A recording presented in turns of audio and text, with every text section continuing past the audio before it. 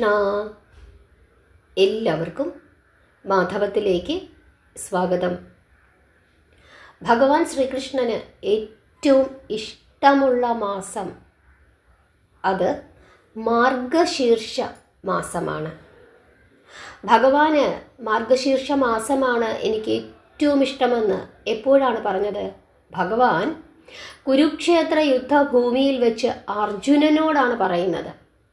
ഈ ഭാഗം ഭഗവത്ഗീതയിൽ കൃത്യമായി പറഞ്ഞിട്ടുണ്ട്.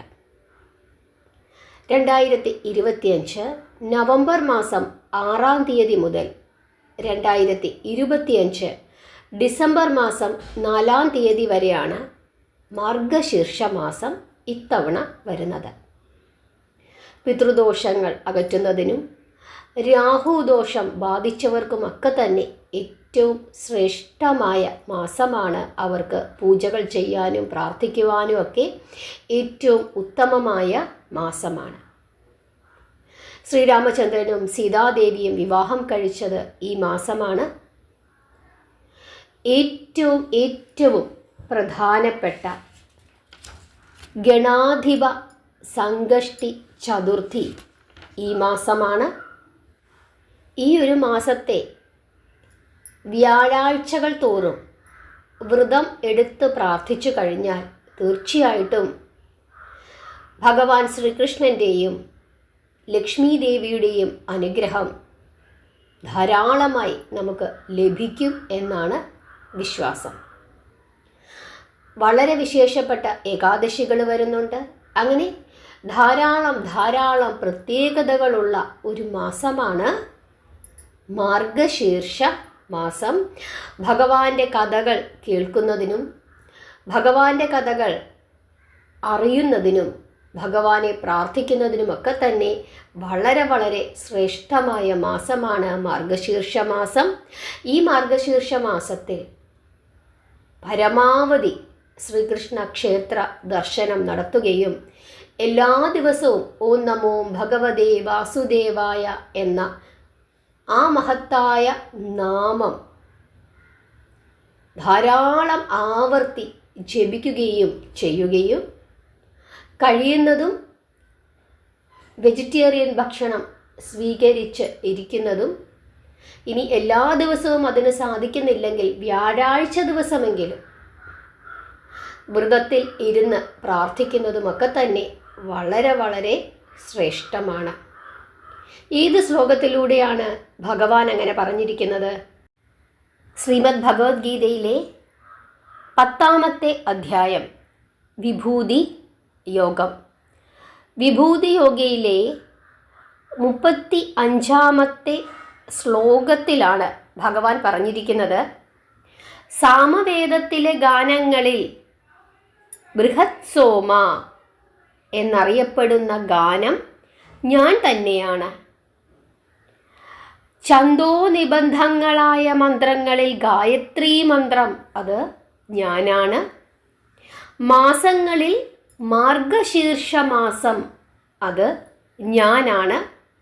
ഋതുക്കളിൽ വസന്ത ഋതു അത് ഞാൻ തന്നെയാണ് എന്ന് ശ്രീമദ് ഭഗവത്ഗീതയിലെ 10-ാമത്തെ അധ്യായമായ വിഭൂതി യോഗയിലെ 35-ാമത്തെ ശ്ലോകത്തിലൂടെ ഭഗവാൻ ശ്രീകൃഷ്ണൻ അർജുനനിലൂടെ നമുക്ക് പറഞ്ഞു തരുന്നുണ്ട്. അതുകൊണ്ട് തന്നെ ഈ മാർഗശീർഷ മാസത്തിൽ പരമാവധി സമയം ഓം നമോ ഭഗവതേ വാസുദേവായ എന്ന ആ നാമം അല്ലെങ്കിൽ ഹരേ കൃഷ്ണ എന്ന നാമം നിരന്തരം ജപിച്ചുകൊണ്ടിരിക്കുക.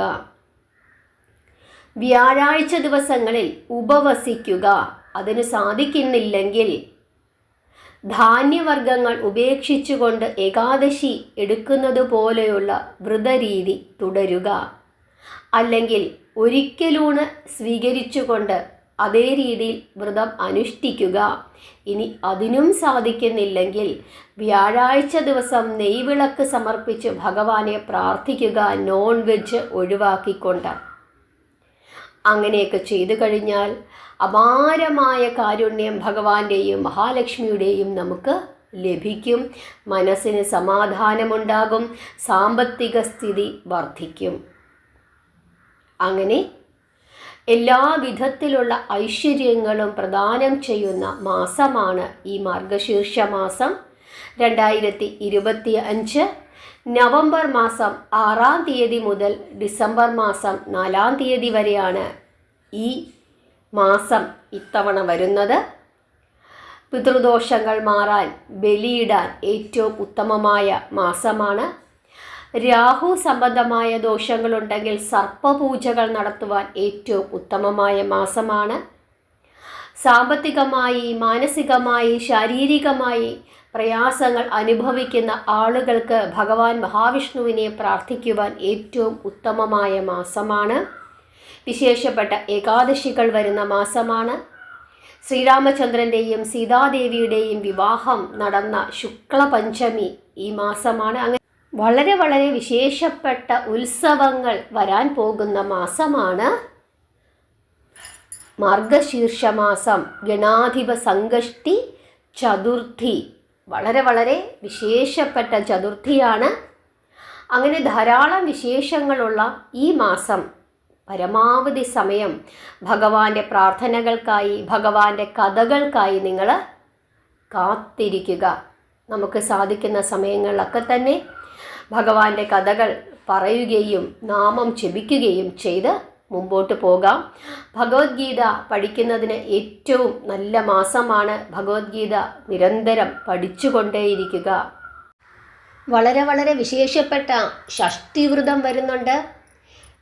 ദത്താത്രേയ ഭഗവാനെ, സത്യനാരായണ ഭഗവാനെ, അതുപോലെ അന്നപൂർണേശ്വരിയെ ഒക്കെ പ്രാർത്ഥിക്കാനുള്ള വളരെ വളരെ വിശേഷപ്പെട്ട ധാരാളം ഉത്സവങ്ങൾ ഈ മാസം വരാൻ പോകുന്നുണ്ട്. അതുകൊണ്ട് തന്നെ ഈ മാസത്തെ പ്രാധാന്യം നമ്മൾ സാധാരണ നമ്മുടെ മലയാളികൾക്കുള്ള ഏറ്റവും പ്രധാനപ്പെട്ട മാസം എന്ന് പറയുന്നത് എന്താണ്? വൃശ്ചിക മാസമാണ് അല്ലേ?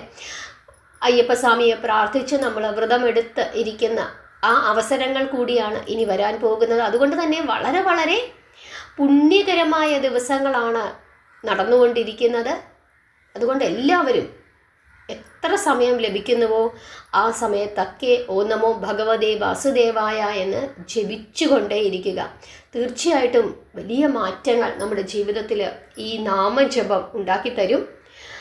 ഈ മാസത്തെ പ്രാധാന്യം മനസ്സിലാക്കിയിട്ട് എത്ര മഹാവിഷ്ണു ക്ഷേത്രങ്ങൾ സന്ദർശിക്കുവാൻ സാധിക്കുന്നുവോ അത്രയും മഹാവിഷ്ണു ക്ഷേത്രങ്ങൾ, ഭഗവാൻ ശ്രീകൃഷ്ണൻ്റെ ക്ഷേത്രങ്ങളൊക്കെ സന്ദർശിച്ച് ഭഗവാന്റെ കൂടെ വസിക്കുക, ഭഗവാന്റെ കൂടെ ജീവിക്കുക.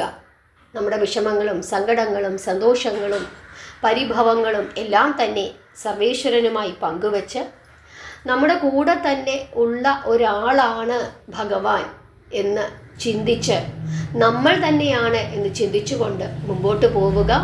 തീർച്ചയായിട്ടും അത് നമ്മുടെ ജീവിതത്തിൽ വലിയ ആശ്വാസമായിരിക്കും കൊണ്ടുവന്ന് തരാൻ പോകുന്നത്. ഇത്രയും കാര്യങ്ങളൊക്കെ മനസ്സിലാക്കി ഈ മാസത്തെ പ്രാധാന്യം മനസ്സിലാക്കി മുമ്പോട്ട് പോവുക. നിങ്ങൾക്ക് എല്ലാവർക്കും മനസ്സിലായി എന്ന് വിശ്വസിക്കുന്നു. നാമജപം ഈ മാസത്തിൽ ശീലമാക്കുക. എല്ലാവരെയും ഭഗവാൻ അനുഗ്രഹിക്കട്ടെ. ഹരേ കൃഷ്ണ.